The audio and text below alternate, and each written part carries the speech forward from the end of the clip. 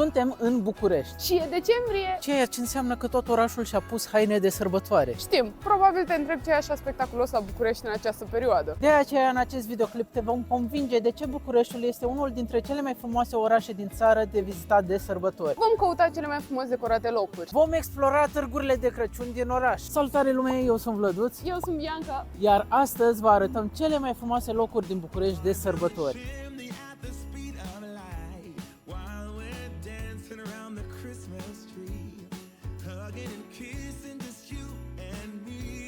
Ne începem ziua cu o cafea instagramabilă și în ce loc mai bun dacă nu un boiler în Ghido, un loc pe care sigur l-ai văzut pe Insta și pe TikTok. Aceasta se află pe Calea Victoriei și e destul de populară datorită decorului său. Noi am ales să încercăm aici un latte, un flat white, o porție de ouă Benedict, un avocado toast și pe toate astea am plătit 167 de lei. O mențiune pe care ar trebui să o fac și pe care ar trebui să o știi înainte să ajungi aici ar fi că am așteptat vreo 20 de minute până s-a eliberat o masă. Nu știu dacă fac rezervări sau nu, însă am stat la coadă destul de mult pentru asta. Și chiar dacă nu vrei să servești o cafea, poți veni aici să te bucuri de acest decor frumos. Asta dacă ai răbdare să aștepți după toți oamenii care fac același lucru.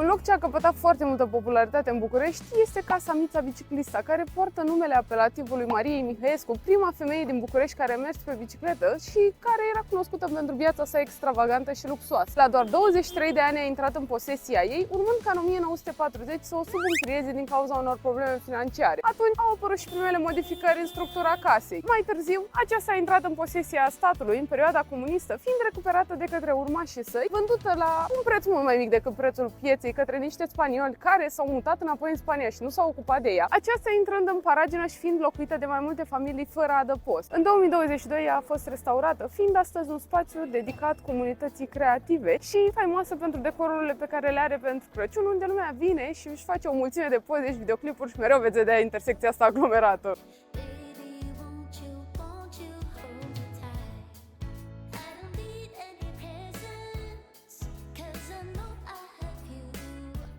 Vă sfătuiesc, dacă vreți să veniți să vă faceți și voi poze, veniți la 7, la 8 dimineața când răsare soarele, pentru că noi am ajuns aici la ora 10 și cred că am stat o oră ca să reușim să găsim și noi niște locuri libere unde să ne facem poze, pentru că sunt foarte mulți oameni care la rândul lor vor să-și facă poze, dar mai trec și foarte multe mașini și efectiv nu ai loc unde să-ți faci poze sau filmări. A fost foarte greu de filmat aici, credeți-mă.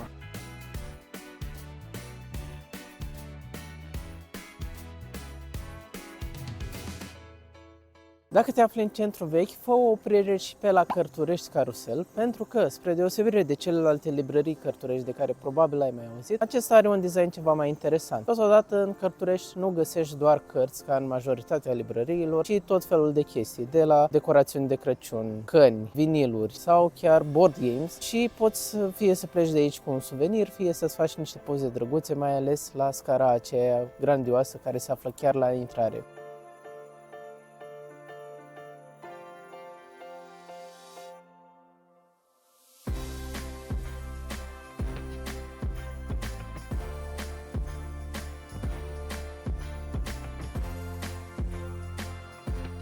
Un alt loc pe care nu ar trebui să-l ratezi și se află foarte aproape de centrul vechi este Hotelul Marmoroș, care a devenit celebru pentru faptul că are unele dintre cele mai inedite decorațiuni de Crăciun. Acesta se află în vechea clădire a Băncii Marmoroș, care a fost una dintre cele mai influente în secolul al XIX-lea. Multă vreme clădirea a rămas în paragină, însă recent a fost restaurată, iar astăzi aici se află un hotel care are 217 camere și mai mult decât atât, la parterul acestuia găsești un bar care a fost construit în jurul ușii vechiului seif al băncii. În perioada Crăciunului, barul este decorat cu tematică, iar anul acesta este Orient Express, unde poți vedea tot felul de decorațiuni care te trimit în acea epocă.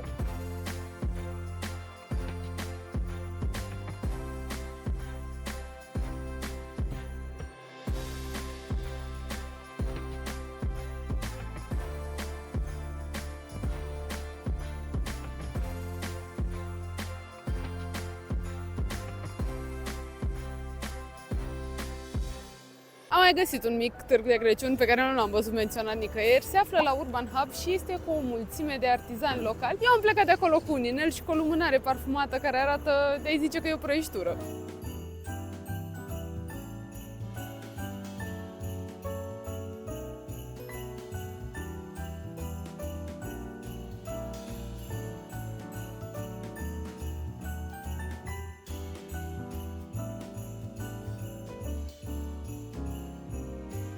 În București sunt 3 târguri de Crăciun principale din ce ne-am documentat noi. Târgul de Crăciun din Parcul Drumul Taberei West Side Christmas, cel de la Piața Constituției și cel din Hala la Minor. Prima noastră oprire este la cel din Parcul Drumul Taberei West Side Christmas, care este organizat de o firmă privată, se află la a 3-a ediție și care am înțeles că în anul 2022 a fost votat chiar cel mai frumos târg de Crăciun din România. Printre atracțiile sale principale ar fi o roată panoramică și un patinoar. Dar haideți mai bine să-l explorăm și să vedem ce găsim aici.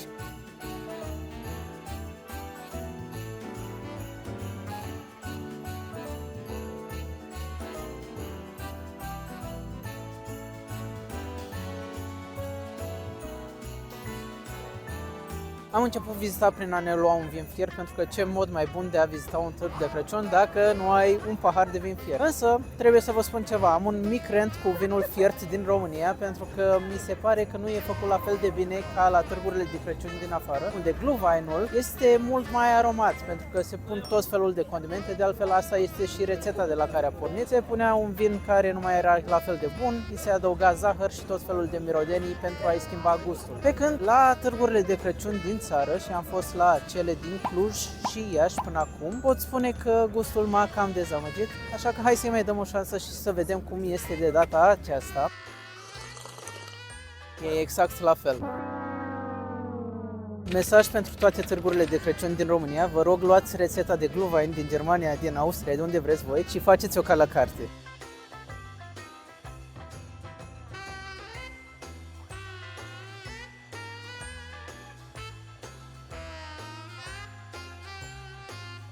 Bineînțeles că nu puteam să ratăm să ne dăm cu caruselul și costă 20 de lei de persoană și e o activitate foarte faină și e, într-un mod interesant, acceptă și adulți.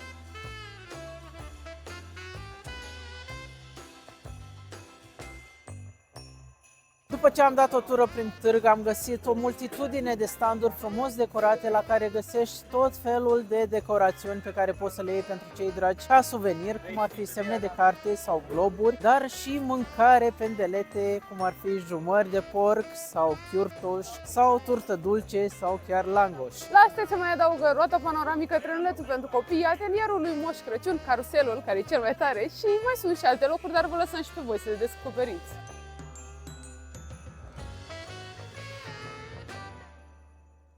Pe lângă toate astea, târgul dispune și de o scenă unde se organizează periodic concerte. De exemplu, în această seară am prins-o pe Alexandra Ungureanu, iar mâine vor veni aici Șuie Paparude.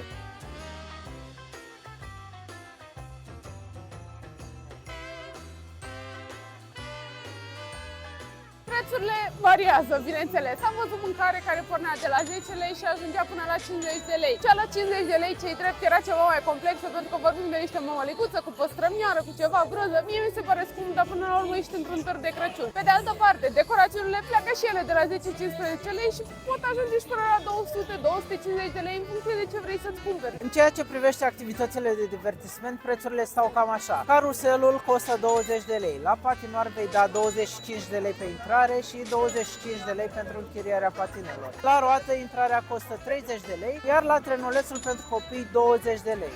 Cât despre atelierul lui Moș Crăciun, intrarea pentru un adult și un copil este 40 de lei, iar pentru un adult și 2 copii 70 de lei. Iar dacă vii cu copilul aici, vei lăsa minim 150 de lei. And there's no money in here!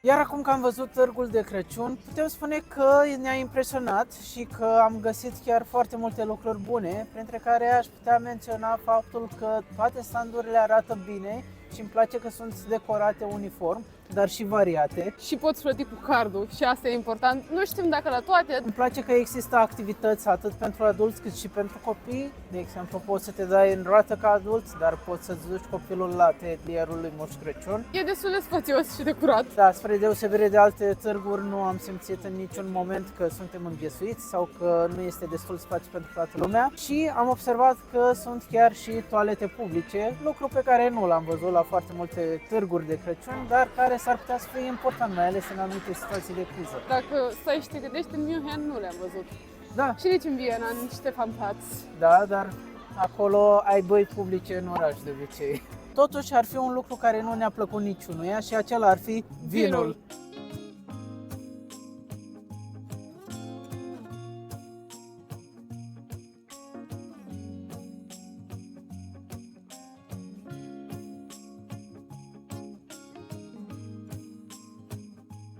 Înainte de a trece la următorul târg de Crăciun pe care l-am vizitat, trebuie să facem o mică mențiune, și anume că am ales să nu-l vizităm și pe cel de la Hala la Minor. Motivele ar fi multe, însă cel mai important dintre ele, care ne-a făcut să luăm decizia asta, ar fi că nu are autorizație de securitate în caz de incendiu. După tragedia de la Colectiv și multe altele de după, am conștientizat că e important să promovăm locuri care nu ne pun în pericol nici pe noi, dar nici pe voi.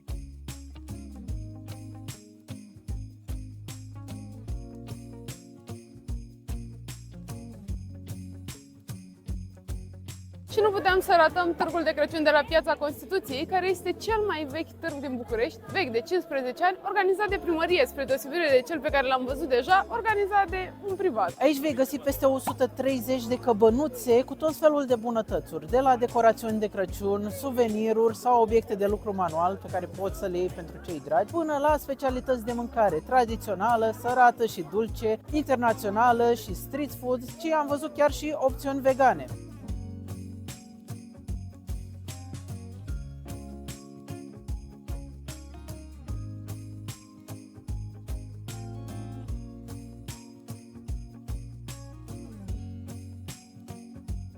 Am mai dat o șansă vinului fiert și ne-am mai luat unul și aici, de la Cramele Panciu, așa că haideți să-i facem testul.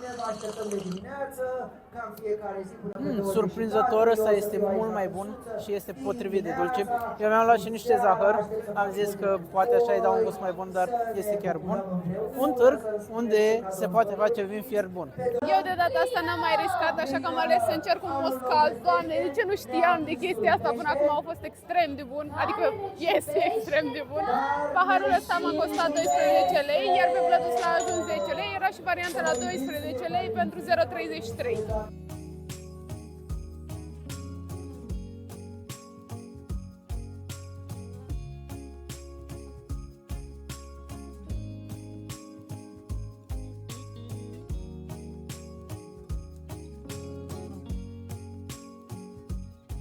Sunt o mulțime de activități pentru copii aici, jocuri interactive, dar preferatul lor sigur va fi căsuța lui Moș Crăciun, care promite un decor de poveste plin cu elfi, căprioare și cu Moș Crăciun însuși. Față de căsuța lui Moș Crăciun din drumul taberei, aceasta este puțin diferită, pentru că aici nu se află niciun atelier, iar accesul este gratuit și implicit din această cauză este și o coadă mult mai mare, care cred că se extinde cam pe la jumătate de oră, o oră de așteptare.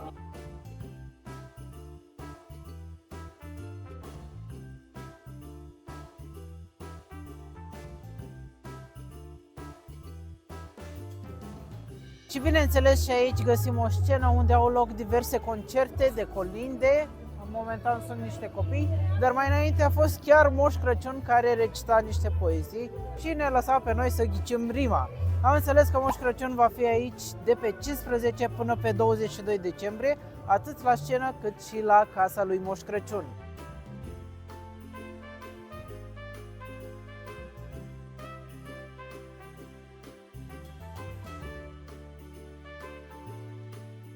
Spre deosebire de cel din drumul taberei, aici ai două carusele, ai și o roată panoramică, iar prețurile în general sunt mai mici cu 5 lei.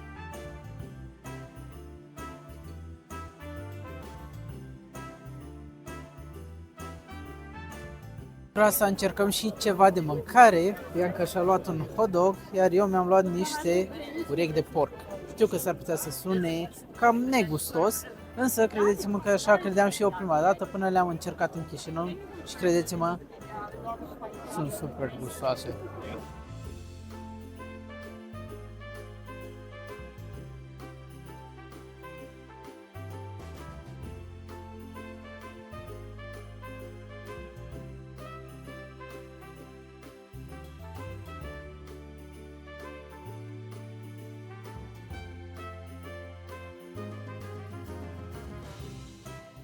Ce ne place și ce nu ne place la acest târg de Crăciun? Ne place că sunt două carusele, ne place că e mai ieftin. Cu 5 lei. Vinul fiert este clar mai bun. Ce nu ne place ar fi aglomerația. Aici este mult mai multă lume în general, dar tot mai există spații, adică e destul de aerisit, însă să zicem că dacă vrei să-ți faci o poză la carusel, s-ar putea să se bage niște oameni în cadru. Și e murdar, ceea ce e de așteptat pentru că au crescut numărul de oameni. Dar cam atât, merită să veniți și aici.